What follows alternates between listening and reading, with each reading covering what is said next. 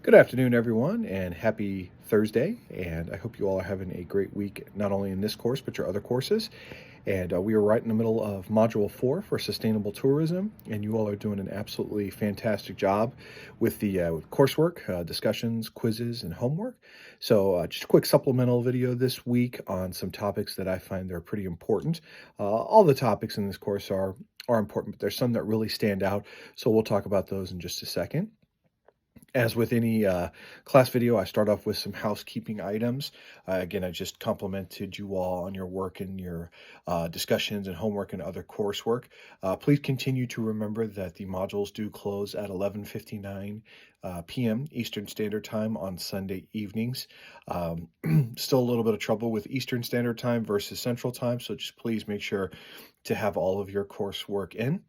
Also, with some of the discussion, just remember that when you're responding to one of your classmates, saying "I agree" or "nice post," thank you for that, but we need to expound a little bit more on why you agree or why you think the post is a nice post, or maybe why you disagree. We had some excellent discussion in Module 3 about some folks who maybe didn't agree with each other, and but did it in a nice and respectful and peaceful manner. So I really very much appreciate that.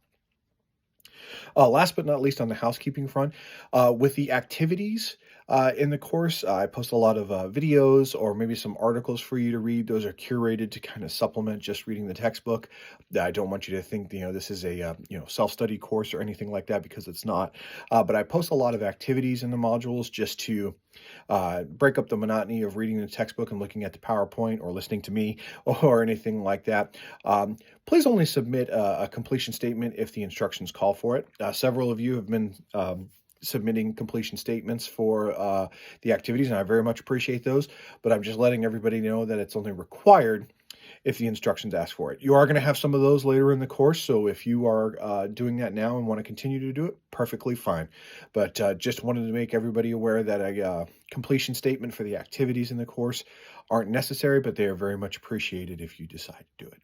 So, in Module 4, two topics that I want to talk to you all about this week are legislation. It could be state, city, or local legislation around Airbnb and short-term rentals.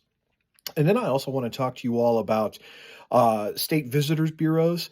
You've seen these before. You've seen the commercials for Pure Michigan or Visit Florida or Visit California or I Love New York. Here in Ohio, we are starting to see a lot of TV commercials. For those of us that still have cable, we're seeing a lot of TV commercials for Visit Ontario and Visit Canada. Might have something to do with current political events and the climate between the United States and Canada.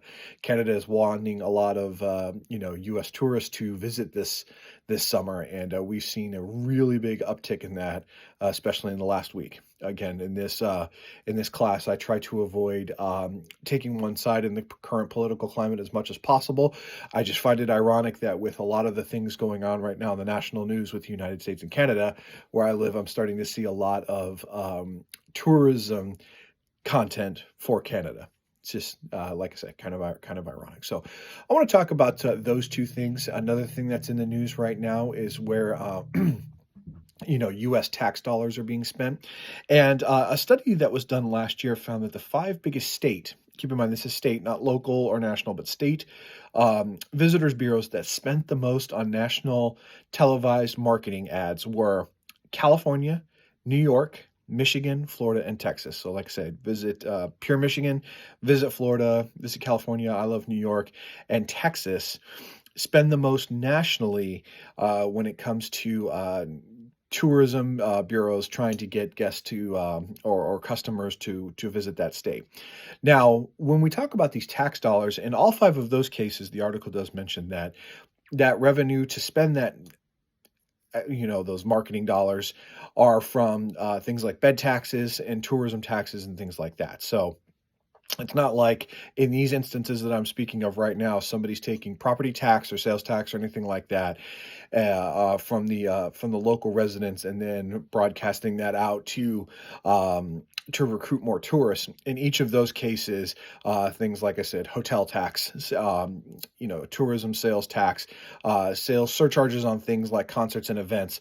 So that's how they're collecting that revenue and then broadcasting it out either via the web, TV, TikTok, social media, things like that. So just an interesting concept when it comes to taxation. And a lot of these companies are either local government entities or they're contracted out by the government, which is the case of like Visit Florida.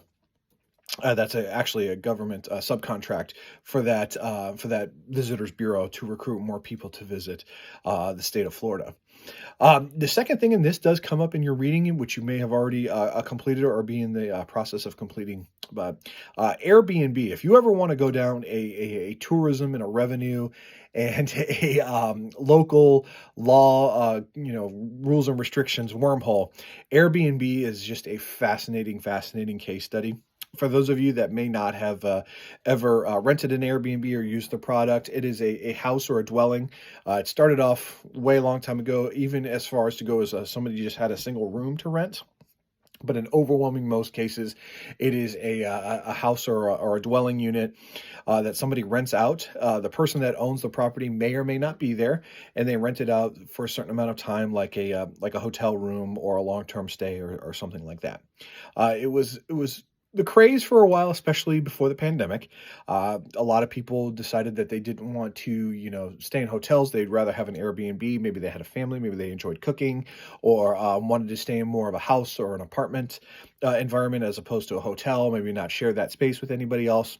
A number of reasons why it grew in popularity.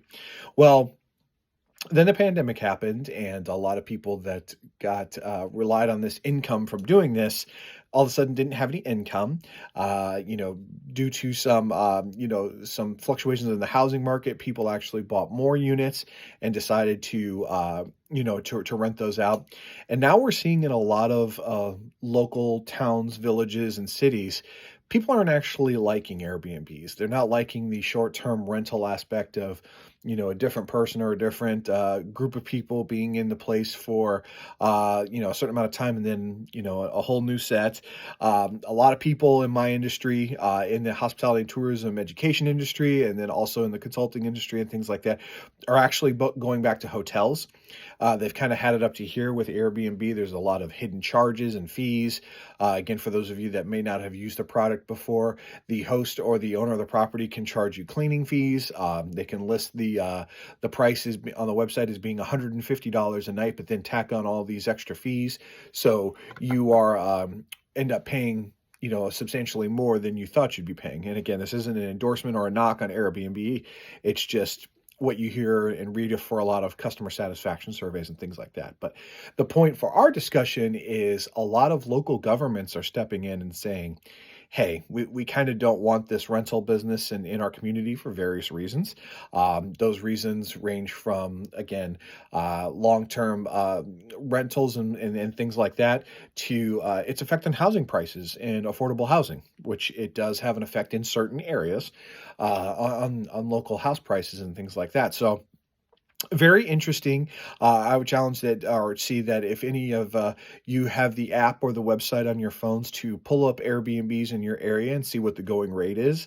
You know your town better than anyone, or maybe your hometown or somewhere that you've traveled.